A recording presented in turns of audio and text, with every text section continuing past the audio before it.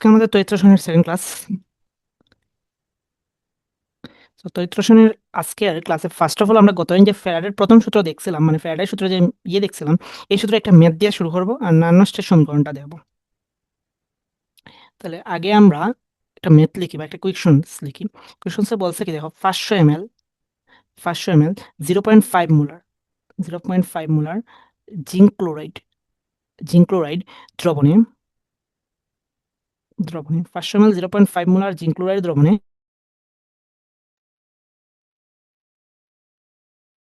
Zinc chloride দ্রবণে 20 ampere বিদ্যুৎ 20 ampere বিদ্যুৎ 10 মিনিট ধরে 10 মিনিট ধরে চালনা করা হলো চালনা করা হলো চালনা করা হলো। তো আমার প্রথম প্রশ্নটা হচ্ছে, ক্যাথোডে কত গ্রাম ধাতু জমা হবে? প্রথম প্রশ্ন, ক্যাথোডে কত গ্রাম ধাতু জমা হবে? ক্যাথোডে কত গ্রাম ধাতু জমা হবে? দ্বিতীয় প্রশ্নটা হচ্ছে আমাদের, দ্রবণের ঘনমাত্রা কত?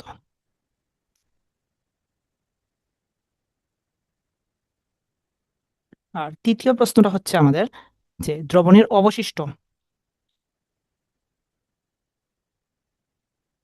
অবশিষ্ট দ্রবণ অবশিষ্ট জিঙ্ক টু প্লাস কে ক্যাথোডে জমা করতে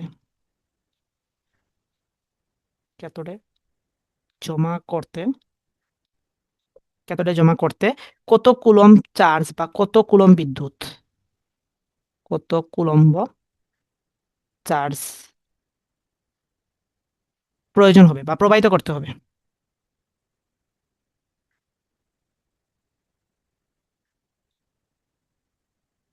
এই ছিল আমাদের প্রশ্ন, যে 500 ml 0.5 মোলার জিঙ্ক ক্লোরাইড দ্রবণে 20 অ্যাম্পিয়ার বিদ্যুৎ 10 মিনিট ধরে চালনা করা হলো।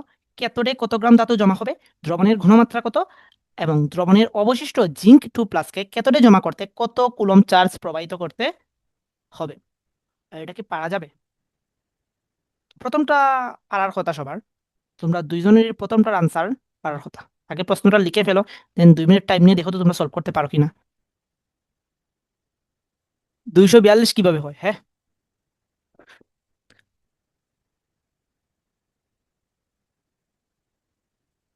কত? বুঝি নাই আবার। ধারে কাছেও নাই তোমরা। দেখো, আগে বলো জিঙ্কের পারমাণবিক ভর কত? কত? বা 65.5 সলিউশন। ওকে, তাইলে ফার্স্ট অফ অল আমাকে তড়িৎ রাসায়নিক তুল্যাঙ্ক বের করতে হবে, অর্থাৎ জেড বের করতে হবে। তাহলে জেড জেড সমান আমি কি লিখে দিয়েছিলাম? জেড সমান লিখে দিয়েছিলাম এম এক্স এফ। তাহলে এম এর ভ্যালু কত? 65.5। ওকে, এক্স এর ভ্যালু কত? 2, যেহেতু জিঙ্ক। আর এফ এর ভ্যালু কত? 96,500। এটার মান কত আসে?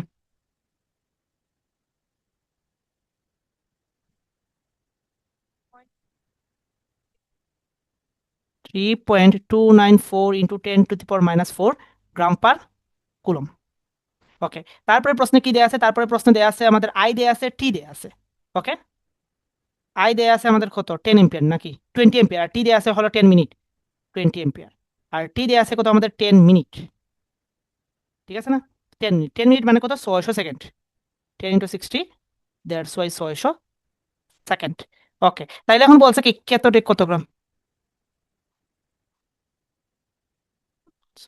ডাব্লিউ সমান হইল জেড আই টি।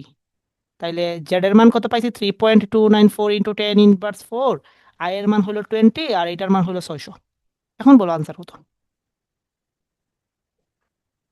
Yes, 4.07।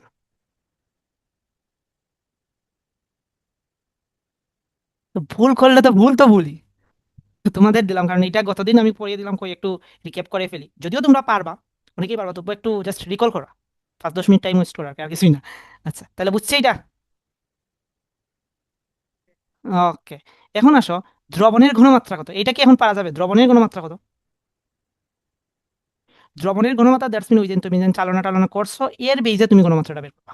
বুঝতে পারছো? কারণ তুমি বিদ্যুৎ ফ্লো করছো, বিদ্যুৎ ফ্লো করার কারণে কি হয়েছে দেখো, তোমার এটা কেতরে তোমার ইয়েটা ইয়ে হয়েছে, জমা হয়েছে না? তাহলে দ্রবণ থেকে কিছু ক্ষয় বা দ্রবণে কিছু তোমার এই যে ভরের কিছু তারতম্য করছে না? ওইটার বেজে তুমি এখন ঘনমাত্রাটা বের করবে, এটা কি পারা যাবে?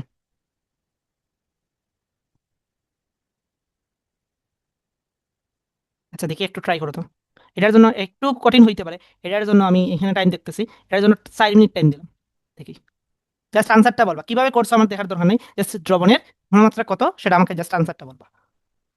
দেখি, তারপর আমি করিয়ে দিব। এখন তোমরা শর্টকাটে করো, বটকাটে করো, যেমনি খুশি তেমনি করো।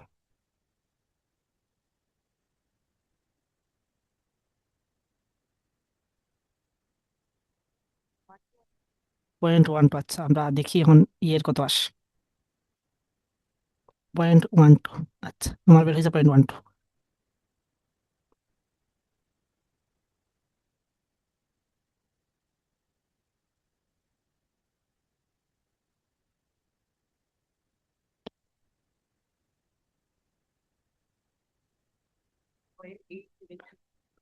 পয়েন্ট 876 মুলার, আচ্ছা।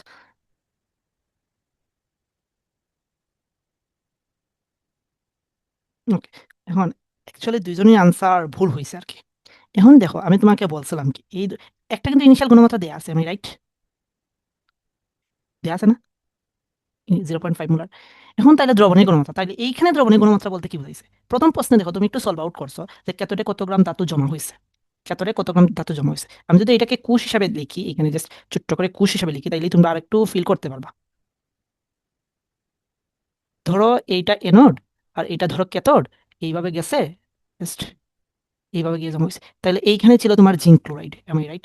জিঙ্ক ক্লোরাইড ছিল, একটা নির্দিষ্ট পরের জিঙ্ক ক্লোরাইড ছিল বা একটা নির্দিষ্ট মূল্যের জিঙ্ক ক্লোরাইড ছিল।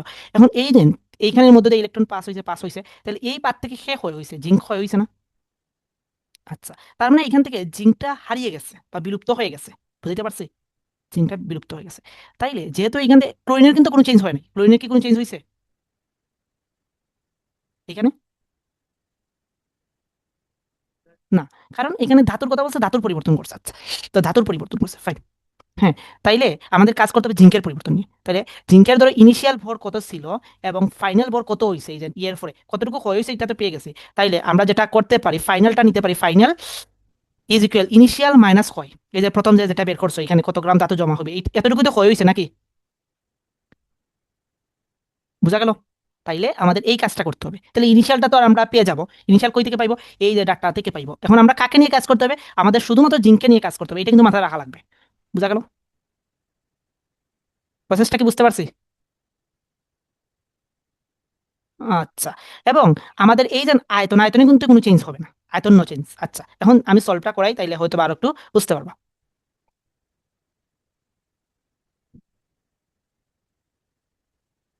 ওকে, হতে হতে আসে। তাইলে আমরা দেখি এখানে কত ছিল, আমাদের ডাটা দেওয়া ছিল 500 ml 0.5 মোলার জিঙ্ক ক্লোরাইড ছিল। আচ্ছা, জিঙ্ক ক্লোরাইডের আমরা যদি বিক্রিয়াটা লিখি, তাইলে দেখো তো আমি বিক্রিয়াটা যদি লিখি, তাহলে দেখো জিঙ্ক 2 প্লাস টু ক্লোরিন, আমি রাইট? তাইলে এই যে আদান প্রদান হচ্ছে, কে আদান প্রদান হচ্ছে? এই যে জিঙ্ক ক্লোরাইড থেকে এইটা আদান প্রদান হচ্ছে না? তার মানে আমার কাজ হলো গিয়ে এইটা নিয়ে। তাহলে আমরা এই বিক্রিয়া থেকে কি পাই? 1 মোল জিঙ্ক ক্লোরাইড, যে কথা 1 মোল জিঙ্ক আয়ন, সেম কথা না?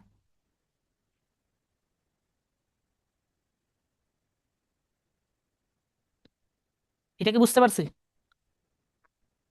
দেখো বিক্রিয়া থেকে জিঙ্ক ক্লোরাইডকে তুমি যদি বিয়োজন করো, তাহলে কি পাইবা? Zinc 2 plus plus two chlorine minus.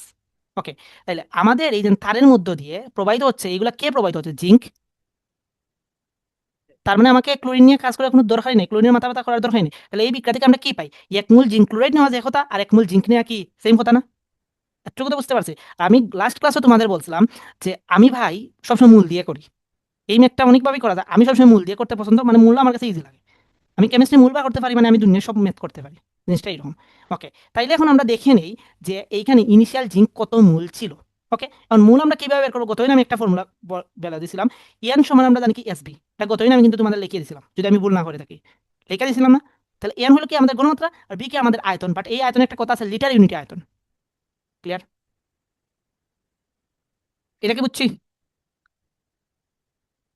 আচ্ছা, তাইলে এখানে দেখো ইনিশিয়াল মূল তাইলে আমরা বের করে ফেলি ইনিশিয়াল মূল, তাইলে এখানে কার মূল বের হবে? জিঙ্ক ক্লোরাইডের বের হবে। তাইলে দেওয়া আছে দেওয়া আছে দেওয়া আছে কি আমাদের 500 ml, কত 0.5 মোলার, এম রাইট?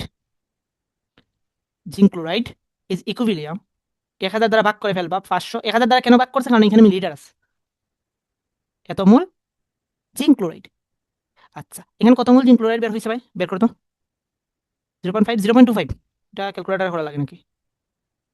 আচ্ছা, এইটুকু বুঝছি।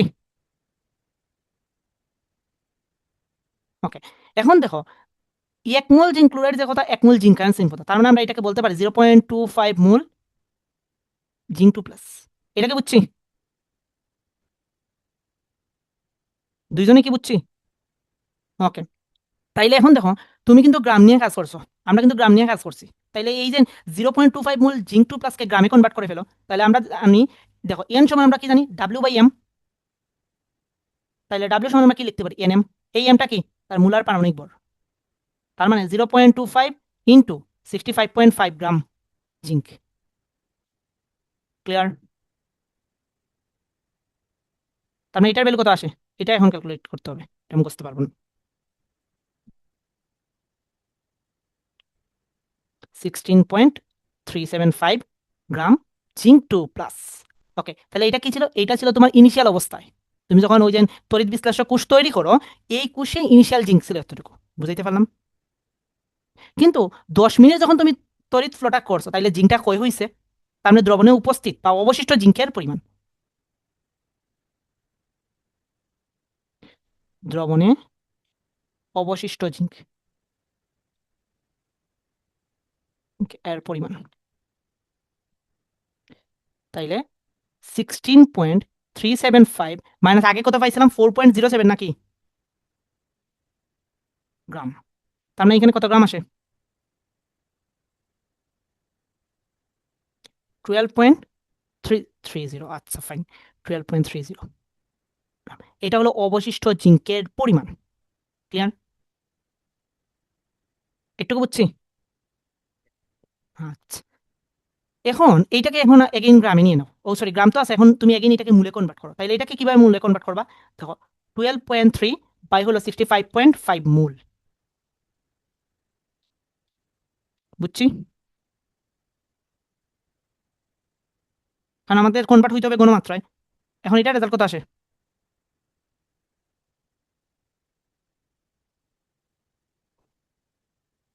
1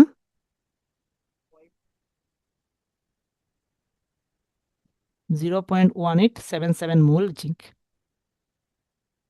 জিঙ্ক 2+, বা 0.1877 মোল জিঙ্ক ক্লোরাইড। একটু বুঝছি? বুঝার কথা।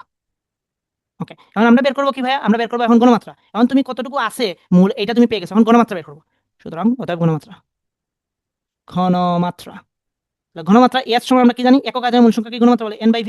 তাহলে এন এর মান হলো 0.1877। আমি বলছিলাম আয়তনে কোনো চেঞ্জ হয় না, তাহলে আয়তন ছিল কত? 500 ইন্টু 10⁻3। এখানে আয়তন কিন্তু মিটার নিতে হবে।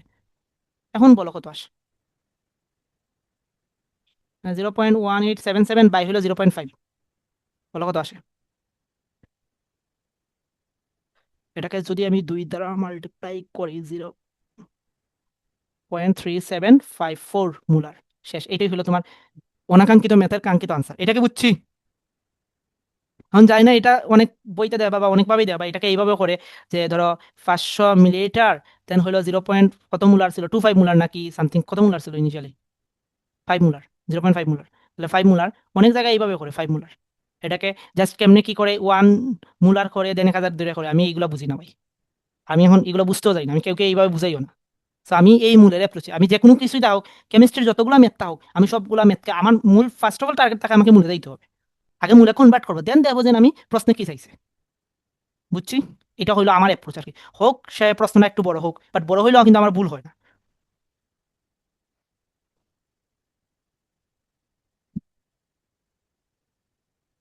এটা কি বোঝা গেল? এখন তাইলে গ নম্বরটা এখন তোমরা নিজেরা করো, দেখি গ নম্বরটা পারো কিনা। এখন তো গ নম্বরটা পারার কথা। যে বলছে কি দ্রবণে অবশিষ্ট জিঙ্কে, তাহলে দ্রবণে কত গ্রাম জিঙ্ক আছে সেটা কিন্তু তোমরা অলরেডি পেয়ে গেছো।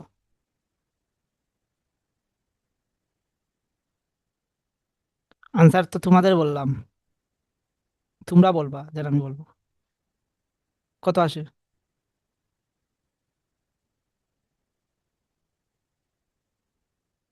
তাড়াতাড়ি বলো কত আসে।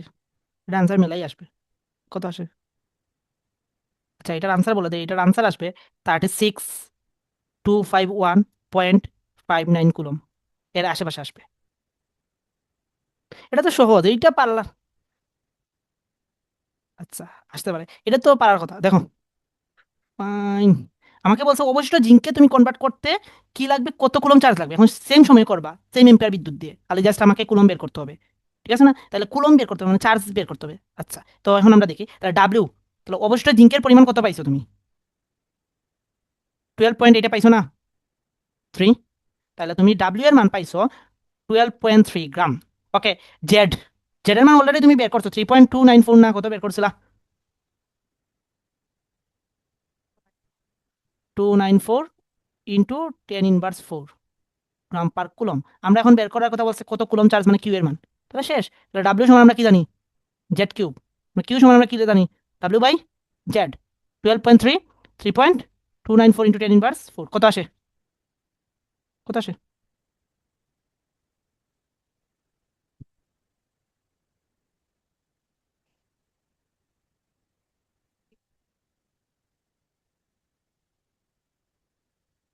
শেষ, এটাই হলো আমাদের ক্যান্সার।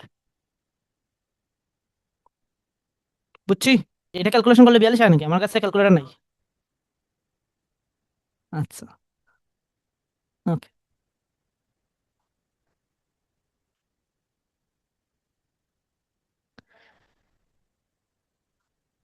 বুঝতে পারছি। আচ্ছা, হোয়াট এভার। তো এটুকু বুঝলাম। এটুকু ছিল আমাদের যে ফ্যারাডের প্রথম সূত্র বা এই রিলেটেড ম্যাথ। বুঝছি এতটুকু, এতটুকু তো আর না বোঝার কোনো কিছুই নেই। ওকে। এখন আর বার আমরা একটু থিওরিতে যাই। আমরা কিছু ম্যাথন কিছু থিওরি করবো, কারণ একসাথে থিওরি করলে বোরিং লাগে, আমার থিওরি পড়াইতেও বোরিং লাগে। বাট কিচ্ছু করার নাই, টপিক ধরে ধরে দিতে হবে। ঠিক আছে। আচ্ছা, তো তড়িৎ ধনাত্মক মৌল কাকে বলে সেটা কি আমরা জানি? তড়িৎ ধনাত্মক মৌল জানি না অন্য ভাইরা কেমনে পড়ায়, বাট আমি একবারে ক, খ, গ, গ যা আছে সবগুলাই একবারে আমি কভার করতে ট্রাই করি আর কি। সো তড়িৎ ধনাত্মক মৌল কাকে বলে? Yes. তো যেগুলো ইলেকট্রন ত্যাগ করে, ইলেকট্রন ত্যাগ করলে জারিত হয় নাকি বিজারিত হয়?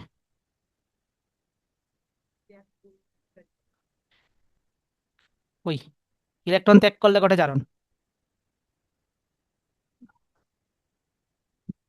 আচ্ছা, তাহলে তড়িৎ ধনাত্মক মৌল হলো, তড়িৎ ধনাত্মক মৌল দেখো, এ কিন্তু তড়িৎ ধনাত্মক মৌল, তার মানে সে ধনাত্মককে আকর্ষণ করবে নাকি বিকর্ষণ করবে?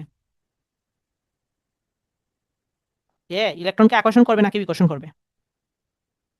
ধরো এখানে একটা ইলেকট্রন আছে, ধরো এইটা তড়িৎ ধনাত্মক, একটা তড়িৎ ধনাত্মক মৌল আছে, মৌলের নাম না বলি, যেগুলো মৌল হইতে পারে, বাট সেটা তড়িৎ ধনাত্মক। এখন তার সাইডে একটা ইলেকট্রন আসছে, সে আকর্ষণ করবে নাকি বিকর্ষণ করবে?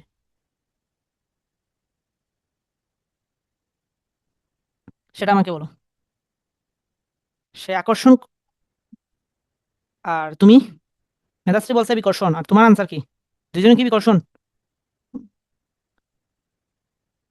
দেখো, হে বলছে তড়িৎ ধনাত্মক মৌল, তার মানে হে নিজে ধনাত্মক। বুঝতে পারছি? হে নিজে ধনাত্মক। তুমি যখন বলবা, ধরো আমরা একটা উদাহরণ দিই টাকা পয়সা দিয়ে। আমি যদি টাকা পয়সা দিই, তোমার বাড়ির পাশে একজন বড় লোক মানুষ আছে, তাকে বলতে পারো তুমি টাকা পয়সার দিক দিয়ে ধনী লোক। ঠিক আছে, বুঝা গেল? তো জিনিসটা এরকম, হে তড়িৎ ধনাত্মক মৌল, তার মানে তড়িতের যে চার্জের ইয়ে দিয়ে হে পজিটিভ, পজিটিভিটি তার বেশি, এজন্যই তো সে তড়িৎ ধনাত্মক মৌল। তার মানে ইলেকট্রনকে সে আকর্ষণ করবে। তার মানে তড়িৎ ধনাত্মক মৌলের ডেফিনেশন হলো যে সকল মৌলের আয়ন তড়িৎ বিশ্লেষণকারী বিজারিত হয়। বিজারিত কি জন্য বলছে? কারণ সে ইলেকট্রনকে অ্যাট্রাক্ট করবে, অর্থাৎ ইলেকট্রন সে গ্রহণ করবে, আর ইলেকট্রন গ্রহণ করলে হয় বিজারণ। ক্লিয়ার? বুঝা গেল? আচ্ছা, তো এই আর কি বিষয়। ফাইন, তাইলে তড়িৎ ধনাত্মক মৌল গেল, দেন তাইলে এখন তড়িৎ ঋণাত্মক মৌলকে আরা হবে, যারা ইলেকট্রনকে বিকর্ষণ করবে অর্থাৎ ইলেকট্রন ত্যাগ করবে, সেগুলো হলো তড়িৎ ঋণাত্মক মৌল। দ্যাটস ওয়াই তড়িৎ ঋণাত্মক মৌল, সেগুলো কি হয়? তড়িৎ ঋণাত্মক মৌল হয় আমাদের জারিত হয়, আর তড়িৎ ধনাত্মক মৌল আমাদের বিচারিত হয়। বুঝতে পারছি? তো এইগুলা গেল। এখন ধাতু সক্রিয়তার সিরিজ তো আমরা জানি, ঠিক আছে না? তোমরা যদি কেউ মেডিকেলে পরীক্ষা দিতে চাও ধাতুর সক্রিয়তার সিরিজ, ধাতুর সক্রিয়তার সিরিজ, সো এইটা ম্যাথের জন্য তোমাদের সব ক্রাইটেরিয়া বইতেই আছে। এইটা মেডিকেল অ্যাডমিশনের জন্য তোমাদের একটা ইম্পর্টেন্ট বলতে পারো। সেখানে দেখবা যে প্রথম কয়েকটা মৌল আছে যেগুলো পানি, স্টিম এবং অ্যাসিড থেকে হাইড্রোজেন প্রতিস্থাপন করে এবং হাইড্রোজেন ক্লোরাইড, ঠিক আছে, হাইড্রোক্সাইড গঠন করে, হাইড্রোক্সাইড গঠন করে। যেমন ধরো সক্রিয়তা সিরিজ যদি বইটা কুলো আর কি, প্যারানটা কুলো, তাইলেই পাইবা এটা। যেমন ধরো এখানে বলছে কি লিথিয়াম, তারপরে পটাশিয়াম, তারপরে আমি বই দেখেই বলতেছি তোমাদের, স্ট্রনসিয়াম, তারপর হলো ক্যালসিয়াম, তারপরে সোডিয়াম। এইগুলা যদি এইগুলা বলছে কি এগুলা হলো অধিক সক্রিয়, যেগুলো পানি, স্টিম মানে কি বাষ্প, অ্যান্ড এবং অ্যাসিড হতে হাইড্রোজেন প্রতিস্থাপন করে এবং হাইড্রোক্সাইড গঠন করে, প্রতিস্থাপন করে অ্যান্ড হাইড্রোজেন গঠন করে, সরি, হাইড্রোক্সাইড গঠন করে।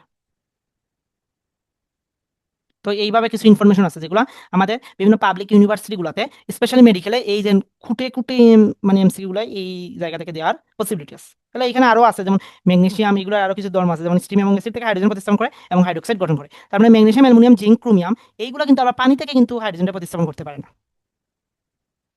আবার ক্যাডমিয়াম, তারপর কোবাল, নিকেল, তারপরে টিন বা লেড, এইগুলো আবার শুধুমাত্র অ্যাসিড থেকে হাইড্রোজেন প্রতিস্থাপন করে, এগুলো স্টিম বা পানি থেকে হাইড্রোজেন প্রতিস্থাপন করতে পারে না। আবার অ্যান্টিমনি, আর্সেনিক, বিসমাথ, কপার, এগুলো অক্সিজেন এর সাথে যুক্ত হয়ে অক্সাইড গঠন করে এবং হাইড্রোজেন প্রতিস্থাপন করতে পারে না। তো এইভাবে আর কি বিভিন্ন চার্ট করা আছে, সেগুলো তোমরা দেখতে পারো, এগুলো এমসিকিউতে আসতে পারে আর কি। আর আমি এই চার্টের পিডিএফটা দিয়ে দিব না, ছবি, তোমরা চাইলে লিখেও রাখতে পারো। তো আমাদের অধিক সক্রিয় ধাতুগুলো আমরা যখন ইয়ে করি, মানে একটা কোষ তৈরি করি, কোষ যখন তৈরি করি আমরা, কোষ কোষ যখন তৈরি করি, তাহলে অধিক সক্রিয় যেগুলো, অধিক সক্রিয়, বা আমরা বলতে পারি দুইটার মধ্যে সক্রিয়তা যার বেশি, যার বেশি তাকে এনড তড়িৎদ্বার বলি, এনড তড়িৎদ্বার বলা হয়। ঠিক আছে, যারা অধিক সক্রিয় বা দুইটা তোমাকে তড়িৎদ্বার দিয়ে দিল বা দুইটা ধাতু দিয়ে দিল, দিয়ে যদি বলে কে এনড হিসেবে কাজ করবে, তার মানে যার সক্রিয়তা বেশি হবে সেই কিতাবে আমাদের এনড থাকবে। বুঝা গেল? আচ্ছা, এখন এনডে কোন ধরনের বিক্রিয়া ঘটে ভাইয়া? এনডে এনডে কোন ধরনের বিক্রিয়া ঘটে? এনডের বিক্রিয়া হলো জারণ, এনডে ঘটে জারণ, আর ক্যাথোডে ঘটে বিজারণ। তাহলে এনড কিভাবে বুঝতে পারবো সেটা তো বুঝছি, যদি দুইটা তড়িৎদ্বারের মধ্যে যেটা অধিক সক্রিয়, মানে যে ধাতু অধিক সক্রিয় বা যার সক্রিয়তা বেশি, সেটাই হলো এনড হিসেবে কাজ করে, যদি এনাদের কোনো উল্লেখ কোনো কিছু না থাকে। ক্লিয়ার? আচ্ছা, এখন আসলে জারণ বিজারণ, জারণ বিজারণ কি আমরা পারি? ওই জারণ বিজারণ একটা ভিডিও দিয়েছিলাম না, ওটা দেখো, হোপফুলি জারণ বিজারণ ভুল হইবে না। যদিও তোমাদের কিন্তু জারণ বিজারণ, তোমাদের যে এইচএসসিতে জারণ বিজারণ কিন্তু বিশ্লেষণ আসে না, লাইনে যেভাবে আসতে জারণ বিজারণ যুগপৎ করে ব্যাখ্যা করো, বিশ্লেষণ আসে না। তবুও জিনিসটা যেহেতু আছে একটু ফিল করে নিবা, এটা বেশি না, কত 15 মিনিটের মেবি ভিডিও। আচ্ছা, তো আমি এখানে হালকা করে বলে দিই, জারণ মানে সারণ, মানে সারণ মানে ইলেকট্রন ত্যাগ করবো, ইলেকট্রন ত্যাগ। আর বিজারণ মানে হলো গ্রহণ, মানে গ্রহণ, ইলেকট্রন গ্রহণ করবে। বিজারণ মানে বিপরীত জারণ আর কি। আর কোনো একটা বিক্রিয়া যেখানে জারণ আছে সেখানে মাস বি বিজারণ থাকবে, এটা মাথায় রাখবা। কোনো বিক্রিয়া যদি জারণ পাও বা কোনো বিক্রিয়া যদি বিজারণ পাও, তাহলে সেখানে মাস বি অপোজিট জিনিসটা থাকবে, সিঙ্গেল কোনো সময় তারা হয় না। অর্থাৎ জারণ মানে হলো একটা বিক্রিয়া যেখানে ইলেকট্রন ত্যাগ করে, আর বিজারণ মানে হলো একটা বিক্রিয়া যেখানে ইলেকট্রন গ্রহণ করে। এখন যদি শুধু ত্যাগ ঘটে তাহলে গ্রহণ তো করতে হবে, ও ত্যাগ কাকে করবে? যে গ্রহণ করবে তারাই তো ত্যাগ করবে, তার মানে জারণ বিজারণ একই সাথে ঘটে। আচ্ছা, এখন জারণ বিক্রিয়া কি? যে রাসায়নিক বিক্রিয়া, আধুনিক পদ্ধতিতে জারণের ডেফিনেশন কি? যে রাসায়নিক বিক্রিয়া ইলেকট্রনের ত্যাগ ঘটে তাকে বলা হয় জারণ। আর বিজারণের ডেফিনেশনটা কি? যে রাসায়নিক বিক্রিয়া ইলেকট্রন গ্রহণ করে সেটাকে বলা হয় কি? বিজারণ। তার মানে জারণ বা বিজারণ দ্বারা অ্যাকচুয়ালি কি বোঝায়? জারণ বা বিজারণ দ্বারা বোঝায় এক ধরনের বিক্রিয়া। এটা মাথায় রাখবে, এটাও অনেকে পেস্ট লাগে পাবে, জারণ বা বিজারণ মেবি পদার্থ বা মৌল, জারণ বা বিজারণ মানে হলো বিক্রিয়া। যে বেসিক জিনিসগুলো আমরা অনেক সময় পেস্ট লাগাই। ওকে, তাহলে বুঝলাম জারণ বা বিজারণ কি। তো জারণ বা বিজারণ মানে হলো ওয়ান কাইন্ডস অফ বিক্রিয়া, বা জারণ বা বিজারণ মানে বিক্রিয়া। যে বিক্রিয়ায় ত্যাগ করবে সেটা হলো জারণ বিক্রিয়া, আর যে বিক্রিয়ায় মানে গ্রহণ করবে সেটা হলো বিজারণ বিক্রিয়া। গেল জারণ বিজারণ কি। এখন আরেকটা টার্ম হচ্ছে জারক এন্ড বিজারক, জারক আর কি বিজারক। এখন আসো সেই কাহিনী। জারক মানে কি, যে ইলেকট্রন গ্রহণ করবে। আর বিজারক মানে কি, যে ইলেকট্রন ত্যাগ করবে। বিজারক মানে হলো যে ইলেকট্রন গ্রহণ করবে, জারক মানে হলো যে ইলেকট্রন গ্রহণ করবে, আর বিজারক মানে হলো যে ইলেকট্রন ত্যাগ করবে। এই দুইটা দ্বারা আবার বিক্রিয়া বোঝানো, এই দুইটা দ্বারা বোঝায় পদার্থ, মৌল বা অণু। এগুলো লিখে রাখতে পারো, এগুলো বেসিক, যদিও এগুলো তোমাদের ইন্টারে আসবে না, বুঝতে পারছি, এগুলো ইন্টারে আসবে না। বাট সামহাও জানি না তোমরা জানো কিনা ডিটেলস, তো যদি ডিটেলস না জানো লিখে রাখতে পারো। জাস্ট এগুলো বেসিক আর কি, আর কোনো কিছুই না। যেহেতু বলছো যে আমি পেস্ট লাগিয়ে দাও, তাহলে জারক মানে হলো যে ইলেকট্রন গ্রহণ করবে, মানে যে পদার্থ ইলেকট্রন গ্রহণ করবে সেই পদার্থকে বলা হয় জারক। আর জারকে দেয় বিজারণ বিক্রিয়া, মানে, আর বিজারক মানে হলো যে পদার্থ ইলেকট্রন গ্রহণ করবে ত্যাগ করবে সেটাকে বলা হয় বিজারক। বুঝলাম? ওকে। এখন দেখো, আমরা এই যে জারণ বিক্রিয়া বিজারণ বিক্রিয়া, অ্যাকচুয়ালি সেটাকে জারণ বিক্রিয়া বলা হয় না, আমরা যখন লিখি সেটাকে লেখা হয় জারণ অর্ধ বিক্রিয়া। কারণ জারণ বিজারণ একটা ফুল বিক্রিয়া, এই ফুল বিক্রিয়ার অর্ধেক অংশ হচ্ছে জারণ, আর বাকি অর্ধেক হচ্ছে বিজারণ। তার মানে এটাকে লেখা হয় জারণ অর্ধ বিক্রিয়া, আর বিজারণ বিক্রিয়াকে লেখা হয় বিজারণ অর্ধ বিক্রিয়া। এই হইলো অ্যাকচুয়ালি অর্ধ বিক্রিয়া রিজন। কারণ জারণ বিজারণ একত্রে একটা ফুল বিক্রিয়া, এর অর্ধেক পার্ট হচ্ছে জারণ, এজন্য সেটাকে বলা হয়েছে জারণ অর্ধ বিক্রিয়া। আর বাকি অর্ধেক পার্ট হচ্ছে বিজারণ, এজন্য সেটাকে বলা হয়েছে বিজারণ অর্ধ বিক্রিয়া। বুঝা গেল? ওকে। তো এতটুকু বুঝলেও এনাফ। তারপরে দেখো, এখন আসো তড়িৎদ্বার বিভব। তো এখন আসি আমরা তড়িৎদ্বার বিভবে। তড়িৎদ্বার বিভব,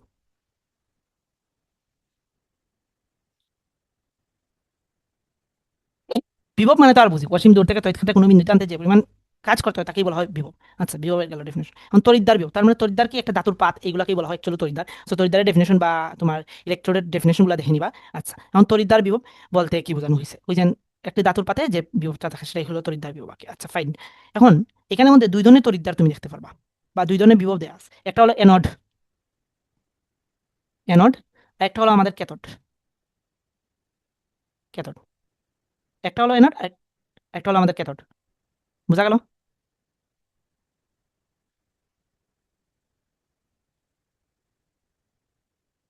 এইখানে জাস্ট ওই জারণ কি বিজারণ কি জারক কি বিজারক কি এইগুলোই বুঝাইছি।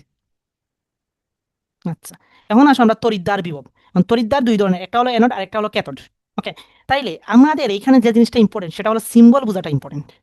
সেটা হলো ভাইয়া সিম্বল বোঝাটা ইম্পর্টেন্ট, তোমাকে কিন্তু বিভব পরীক্ষার প্রশ্নে দিয়ে থাকবে। এখন অনেকেই যে কাজটা করে এখানে সিম্বলগুলো বুঝতে পারে না। তো অ্যানোডে কোন ধরনের বিক্রিয়া বলছিলাম ভাই? অ্যানোডে বলছিলাম জারণ বিক্রিয়া, জারণ বিক্রিয়া। আর ক্যাথোডে কোন ধরনের বিক্রিয়া বলছিলাম? ক্যাথোডে বলছিলাম বিজারণ বিক্রিয়া।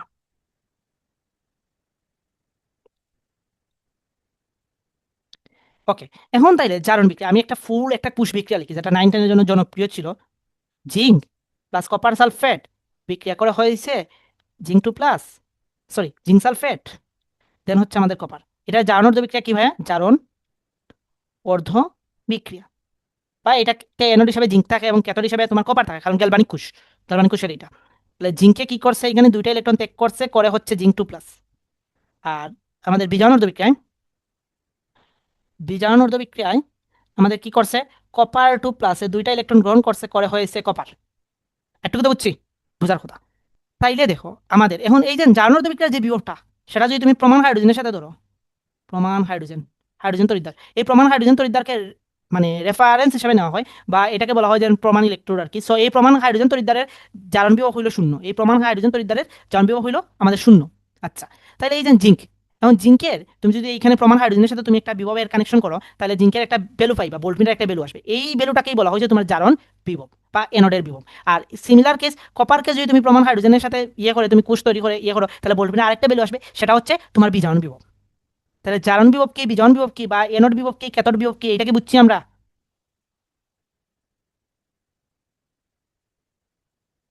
ওকে। এখন এটা সিম্বল কিভাবে থাকবে সেটা দেখার বিষয়। তাহলে সিম্বল দেখো, এই যে জারণ বিভবের ক্ষেত্রে বা জারণ বিক্রিয়ার ক্ষেত্রে প্রথমে কি আছে, ধাতু আছে না? এরপরে কি আছে, ওই ধাতুর আয়ন আছে না? তাহলে এটাকে সিম্বলাইজ করা হয় এইভাবে। ধরো ই দ্বারা বোঝায় তোমার বিভব ইলেকট্রোম্যাগনেটিক ফোর্সের ই আর কি, ই।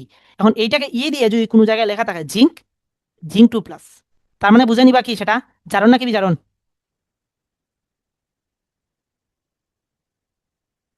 সেটা জারণ নাকি বিজারণ? দেখো প্রথমে ধাতু আছে, পরে আয়ন আছে, তার মানে সেটা হলো জারণ, জারণ বিভব। সিমিলার কেস, ধরো কপার, কপারের ক্ষেত্রে তুমি যদি লক্ষ্য করো, প্রথমে আয়ন আছে তারপরে ধাতু আছে, প্রথমে আয়ন তারপরে ধাতু। তার মানে প্রথমে কোনো একটা মূল্য যদি আয়ন থাকে আর পরে যদি ধাতু থাকে তাহলে সেটা হলো বিজারণ বিভব। তার মানে সেটার যে মানটা দেওয়া আছে সেটা হলো বিজারণ বিভবের মান দেওয়া। এইটাকে বুঝতে পারছি, এই সিম্বলাইজ। যদিও আজকে ম্যাথ করাইবো না, নেক্সট দিন কিন্তু এই ম্যাথে কিন্তু কাজে লাগবে। নেক্সট ক্লাসে আসে আবার বললো না যে ভাই এটা কেমনে হয়েছে, কারণ ঠিক আছে তোমরা বুঝো বা ইয়ে করো, বাট আমি অনেককেই দেখছি তোমাদের ব্যাচমেট বলো বা ইয়ে বলো, তারা এগুলো এমনিতে বুঝে, বাট ম্যাথে গেলে এগেইন কোয়েকশন করে যে এটা কিভাবে হয়েছে। সো এই জিনিসগুলো বুঝছো আগে। যদি প্রশ্ন থাকে তাহলে প্রশ্ন করতে পারো যে বুঝি নেই। আচ্ছা, এখন আরেকটা বেসিক জিনিস, আরেকটা জিনিস ধরো তোমার পরীক্ষার হলে, ধরো তোমাকে দিয়ে দিছে, ধরো বিজন বিভব দিয়ে দিছে, ঠিক আছে না? ধরো এই সিম্বলটা দিয়ে দিছে, তার মানে এটা তুমি বুঝতে পারছো যে এটা একটা বিজন বিভব। এখন তোমার পরীক্ষার হলে লাগবে কি, তোমার জারণ বিভবের মান, জারণ বিভবের মান। তাহলে সেটা কিভাবে বের করবো? তাহলে বিজন বিভবকে কিভাবে আমরা জারণ বিভবে কনভার্ট করবো? তাহলে দেখো ই কপার, কপার 2+, তাহলে এটা কি আমি জারণের সিম্বল লিখছি কপারের, তাহলে এটাকে কি লিখবো, যে মানটা দিয়ে আছে এই মানের আগে একটা মাইনাস দিয়ে দিবা, ঠিক আছে? মাইনাস বিজন বিভব। বুঝাইতে পারছি? অর্থাৎ জারণ বিভব বা বিজন বিভবকে এনাদার বিভবে কনভার্ট করতে হইলে যে সিম্বলটাকে খালি চেঞ্জ করবা, আয়ন থাকলে প্রথমে ধাতু আনবা দেন ইয়ে নিবা, তো এইভাবে করবা যে মানটা দেওয়া আছে এই মানের আগে মাইনাস দিয়ে দিবা, তাইলে কিন্তু তোমার এনাদারে কনভার্ট হয়ে যাবে। একটুকু কি বুঝছি? ওকে। এখন বইতে তোমরা দেখবা যে কিছু প্রমাণ তড়িৎদ্বার বিভব দেওয়া আছে, তড়িৎদ্বার বিভব এখানে গেলে কিছু প্রমাণ তড়িৎদ্বার বিভব দেওয়া আছে আর কি, বিজন বিভব তারপরে জারণ বিভব এগুলো দেওয়া আছে, এগুলো কিছু মানও দেওয়া আছে, তোমার একটা চার্টে দেখতে পারো যে মানও দেওয়া আছে। এবং প্রমাণ তড়িৎদ্বার বিভব কিভাবে নির্ণয় করা হয় আমি আগেই বলছিলাম, প্রমাণ তড়িৎদ্বার বিভব নির্ণয় করা হয় প্রমাণ হাইড্রোজেন তড়িৎদ্বারকে ধরে এবং তার বিভব ধরা হয় 0 ভোল্ট, 0 ভোল্ট, তার মানে তার বিভব তো 0। এখন তুমি ভোল্ট মিটারে তুমি একটা রেঞ্জ দেখতে পাচ্ছ, যেমন জিঙ্কের ক্ষেত্রে দেখতে পাচ্ছ ভোল্ট মিটারে 0.76 ভোল্ট দেওয়া আছে, তার মানে হাইড্রোজেন। এখন আমরা বিভব বলতে এইখানে আমরা কোনো কোষের বিভব বলতে অ্যাকচুয়ালি বিভব পার্থক্যকে বোঝায়, দুইটা পয়েন্টের বিভব। তাইলে তোমার প্রমাণেরটা তো 0ই, এবং তোমার ভোল্টমিটার 100.76, তার মানে 0.76 মাইনাস 0 কলটা কত আসবে, 0.76 আসবে, 150। তাইলে এখান থেকেই বলা যাচ্ছে সেটা হলো জিঙ্কের বিভব। ভোল্টমিটার যেটা দেখায় সেটা কিন্তু পার্থক্য দেখায়। বোঝা গেল? এখন দেখো প্রমাণ তড়িৎদ্বার বিভব, সেটার ক্ষেত্রে টেম্পারেচার কত থাকতে হয়, সেটার ক্ষেত্রে টেম্পারেচার হয় 25 ডিগ্রি সেন্টিগ্রেড। প্রমাণ তড়িৎদ্বার বিভবের ক্ষেত্রে টেম্পারেচার 25 ডিগ্রি সেন্টিগ্রেড। তারপরে আমাদের যে ঘনমাত্রাটা, এই ঘনমাত্রাটা হয় 1 মোলার। আর যদি চাপ থাকে, সেটা যদি লিকুইড না হয়, তোমার যদি সেটা যদি হয় গ্যাসীয়, তাইলে সেটার ক্ষেত্রে হয় 1 atm। এই তিনটা কন্ডিশন হইল প্রমাণ তড়িৎদ্বার বিভবের। যদি এই তিনটা কন্ডিশন ফুলফিল না হয় বিভবের, এই তিনটা কন্ডিশনের মধ্যে স্পেশালি এই দুইটা কন্ডিশন যদি ফুলফিল না হয় তাহলে সেটা প্রমাণ হবে না, সেটা অন্য যে কোনো ইয়ে হইতে পারে বাট প্রমাণ না। ক্লিয়ার? আর এক একটা ধাতুর প্রমাণ তড়িৎদ্বার বিভবের মান ফিক্সড, যেমন জিঙ্কের ক্ষেত্রে 0.76 এইরকম আর কি। বোঝা গেল? আচ্ছা, এখন আমরা আরও কিছু ট্রিক্স শিখবো, এগুলো জাস্ট বেসিক। নেক্সট ক্লাসে কিন্তু ম্যাথে কাজে লাগবে। নেক্সট ক্লাস এখানে বুঝে দাও, নেক্সট ক্লাসে গিয়ে আমি এত এলাবোরেট করে বিশ্লেষণ করবো না যখন ম্যাথ করাবো। এখন ধরো তোমাকে দিয়ে দিছে কত, আমার ক্লাস আর 5 মিনিটও লাগবে না।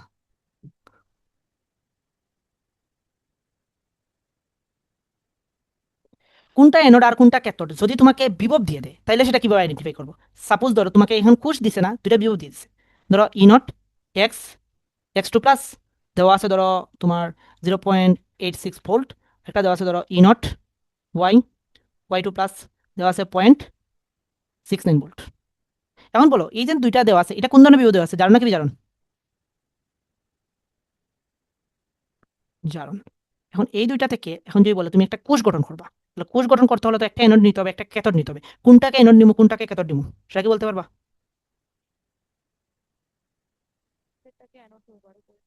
কেন? অ্যানোডে কোন ধরনের বিক্রিয়া হয়? জারণ বিক্রিয়া।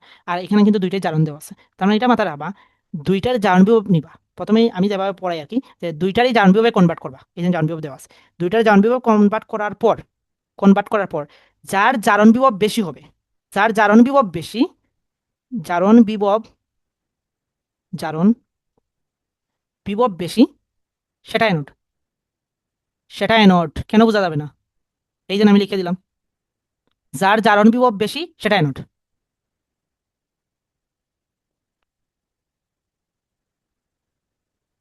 ঠিক আছে?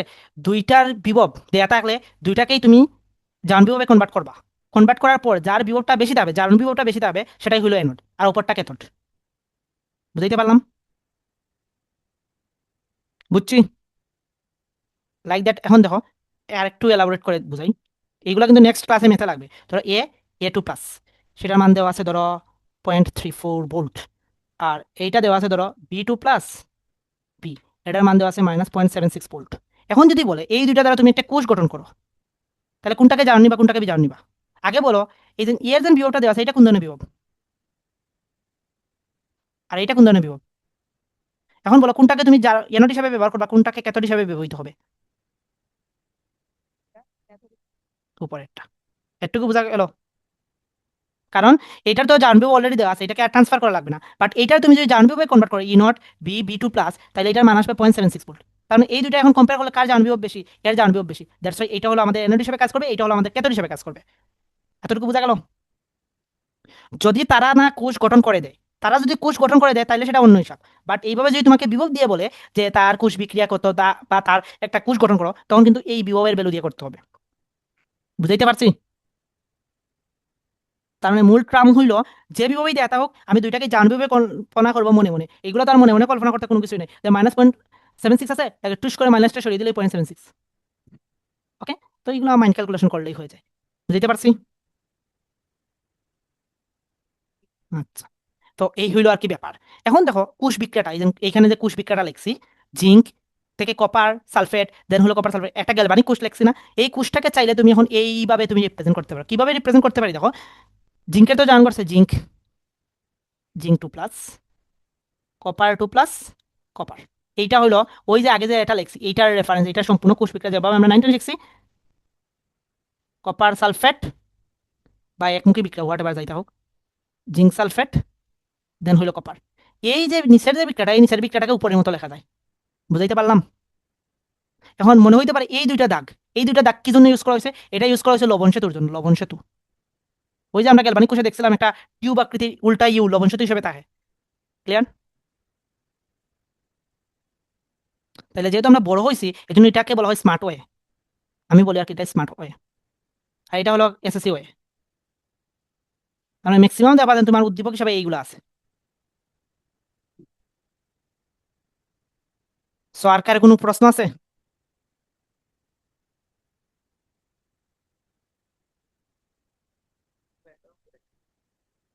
আচ্ছা, তুমি অঙ্কগুলো গ্রুপে দিয়ে রাখো, আমরা আগামীকালকে ক্লাস নিব রাতে। রাতে নিব 9টার দিকে। ওকে, কারণ আজকে সম্পূর্ণ